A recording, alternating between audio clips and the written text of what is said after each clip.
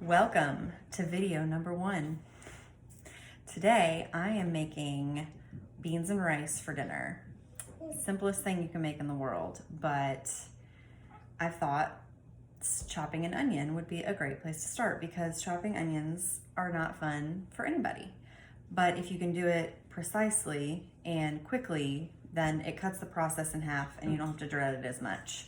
And I always put chopped onions in my beans because it makes them taste delicious. We're with almost no work and no money, and it really just brings it up a notch. So we're gonna look down here. So I have my knife, which the sharper your knife, the less splatter you're gonna get from your onions, and so the less you're gonna cry. And again, the quicker you get at this, then the more you're going to be able to do this quickly. So these are just plain Vidalia, like sweet onions, just sweet yellow onions. So you've got the root end and you've got like the stalk end. And I cut both ends off. So you just cut it and cut it. Doesn't have to be perfect. And then what I do is I go and I just gently slice along the edge. And then like this even has a little bit of a bad part on the outside. So then you go and you peel, woo, it runs away. You peel that first layer.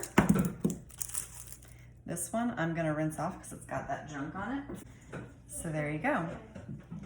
You have a peeled onion. So I'm doing 2. So what I do is I do all of the same step at one time. This one's got a bad spot on it too. So if I'm doing a bunch of onions, I will just do this peeling step all at the same time.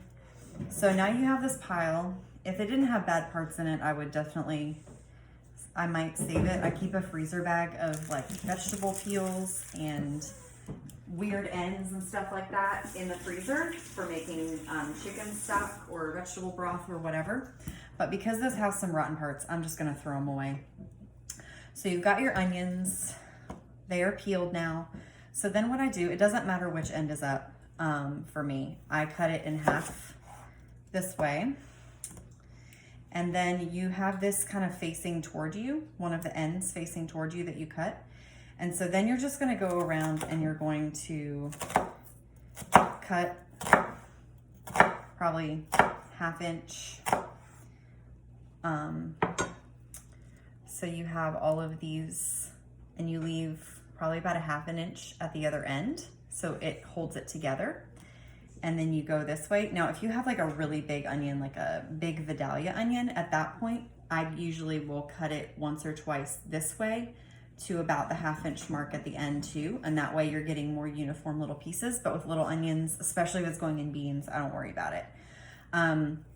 So then you're wanting to cut, again, it doesn't really matter, but for something like this, it's just practice makes perfect. So I try to cut similar width each way so you're getting more squares.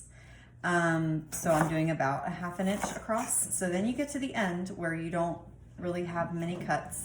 So then you turn that over and you just cut 1/2 inch sections there. Now again, they're gonna be more oblong, but it doesn't really matter. So the more you do this, the quicker it will be. And you kind of hold your fingers like this so that you can't cut them as easily. And you do it like that. You fold this down and you just cut it.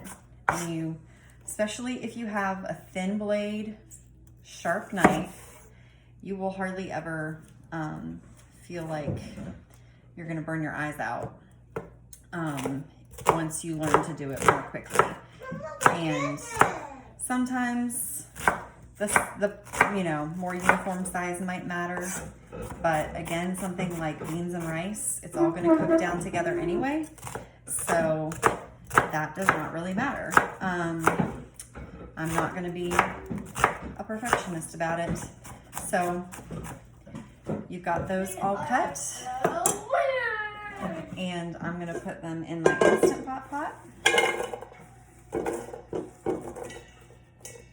Right like that.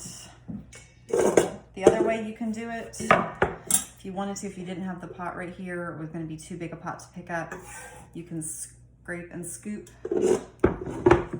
and then very carefully scrape with your finger. So that is how to cut an onion.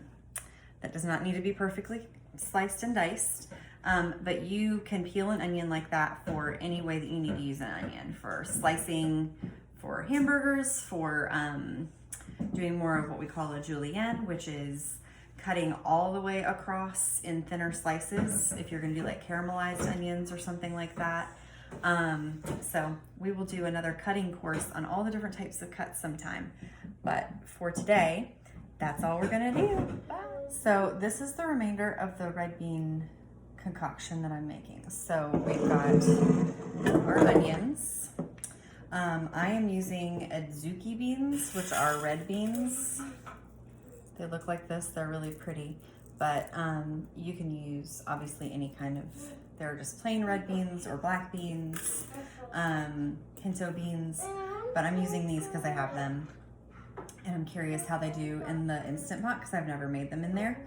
So I did 3 cups of beans, which is about 1.5 pounds of beans, I think, and then 6 cups of water. So it's a 2-to-1 ratio. So you just double the amount of water of the amount of beans. I did salt, garlic powder, some smoked paprika, some cumin, and some ground turmeric. And those are all pretty safe flavors for especially like beans or chicken or beef that you're going to use for, or pork that you're going to use for tacos or anything like that. I just always keep those on hand because they are pretty mild in flavor. Cumin definitely has more of a distinct flavor, but it is definitely something that it can be an Indian spice, it can be a Mexican spice.